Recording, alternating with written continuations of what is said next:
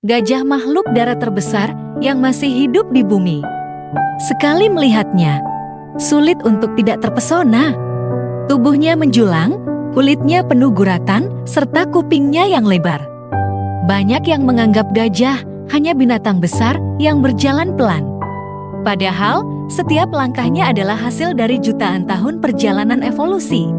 Mereka punya otak yang luar biasa cerdas, hati yang mampu merasakan kehilangan, dan peran penting yang membuat hutan tetap hidup.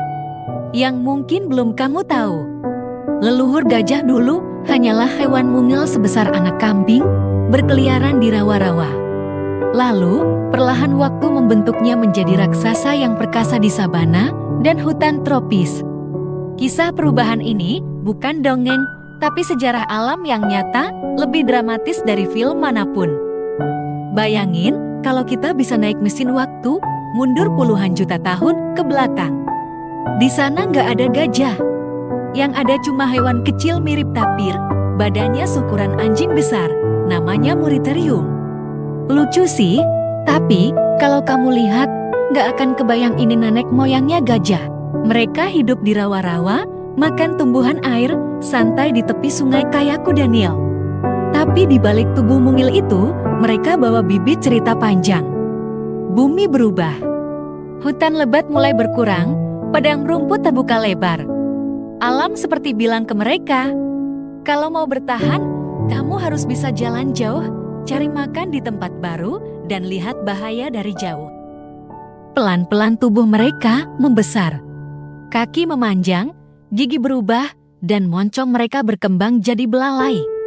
Alat serbaguna yang bisa ngambil makanan, minum air, bahkan main-main. Belalai gajah itu semacam tangan ajaib yang bikin gajah jadi unik banget. Kalau kamu pikir gajah sekarang sudah besar, tunggu dulu. 4 juta tahun lalu, ada Paleolopsodon, gajah purba yang tingginya bisa nyaris 4 meter. Di tempat lain, ada Mammuthus primigenius alias mamut berbulu yang bertahan hidup di zaman es. Dan percaya nggak, mereka semua masih satu keluarga sama gajah yang kita lihat hari ini. Sekarang, cuma tersisa 3 spesies gajah di dunia. Yang pertama, gajah Afrika savanasi raja daratan dengan tubuh paling besar. Lalu ada gajah Afrika hutan ukurannya lebih kecil, suka banget sembunyi di hutan lebat.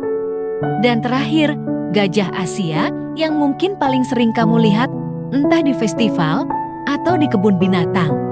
Mereka bukan cuma hewan besar. Mereka adalah hasil perjalanan panjang jutaan tahun dari makhluk rawa mungil sampai jadi raksasa megah yang kita kagumi hari ini.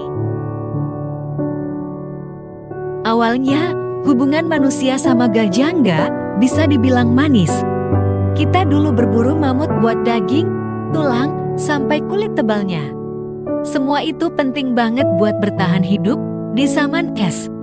Tapi ya gitu, perburuan besar-besaran ditambah perubahan iklim bikin mereka hampir habis. Sekitar 4.000 tahun lalu, mamut terakhir pun lenyap dari muka bumi. Cuma ada satu kelompok kecil yang masih sempat bertahan lebih lama di Pulau Wrangel, Rusia. Tapi di tempat lain, kisahnya beda.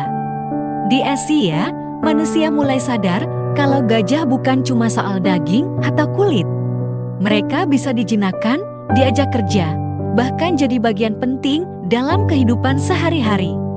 Gajah dipakai buat angkut kayu, bantu perjalanan, sampai masuk ke dalam budaya dan kepercayaan. Di India, gajah jadi simbol kebijaksanaan. Di Thailand, mereka disebut Chang dan dipercaya membawa keberuntungan. Dan di beberapa kerajaan Asia yang punya gajah putih itu, tandanya punya kekuasaan paling tinggi. Di Afrika juga punya kisah sendiri. Buat mereka, gajah bukan sekadar hewan besar, tapi penjelajah, penunjuk jalan, bahkan penyimpan rahasia hutan.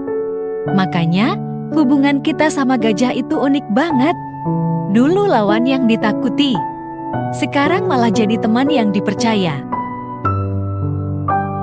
Dan sampai sekarang, di banyak tempat, gajah masih jadi bagian dari hidup manusia. Bukan cuma di kebun binatang atau taman safari, tapi juga di hutan. Gajah bukan sekadar penghuni alam, mereka adalah arsitek ekosistem. Tanpa rencana di atas kertas atau peta, setiap langkah yang mereka ambil membentuk lanskap yang akan diwariskan ke generasi berikutnya. Membuka jalur hutan. Saat kawanan gajah bergerak, mereka mendorong, merobohkan, dan mematahkan ranting, semak, bahkan pohon kecil. Bagi kita mungkin terlihat seperti perusakan, tapi bagi alam itu adalah pembukaan jalur. Jalur ini menjadi koridor alami bagi zebra, kijang, kerbau, dan bahkan predator seperti singa. Penelitian dari WWF mencatat bahwa koridor gajah ini meningkatkan pergerakan dan penyebaran populasi hewan di hutan dan sabana.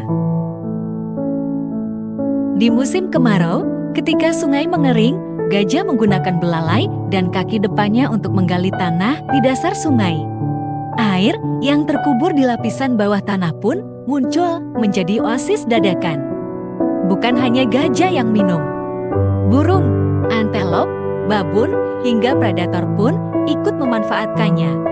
Menurut National Geographic, kemampuan ini menjadikan gajah penyelamat bagi puluhan spesies di musim kemarau yang panjang. Gajah adalah salah satu agen penyebar biji terbesar di dunia. Biji dari buah-buahan yang mereka makan bisa bertahan melewati pencernaan, lalu keluar bersama kotoran lengkap dengan pupuk organik alami. Beberapa biji bisa menempuh jarak lebih dari 50 hingga 100 km sebelum jatuh ke tanah. Hilangnya gajah dari suatu wilayah akan memicu keruntuhan ekosistem secara bertahap. Koridor akan tertutup semak, populasi hewan lain akan terisolasi, sumber air musiman akan lenyap, dan regenerasi hutan akan melambat. Seiring waktu, padang sabana bisa berubah menjadi gurun, sebuah proses yang oleh ilmuwan disebut desertifikasi. Gajah bukan hanya bagian dari ekosistem, mereka adalah fondasinya. Setiap langkah, setiap gigitan, setiap kotoran yang mereka tinggalkan adalah investasi bagi kehidupan di masa depan. Dulu, gajah menjelajahi hampir seluruh dunia.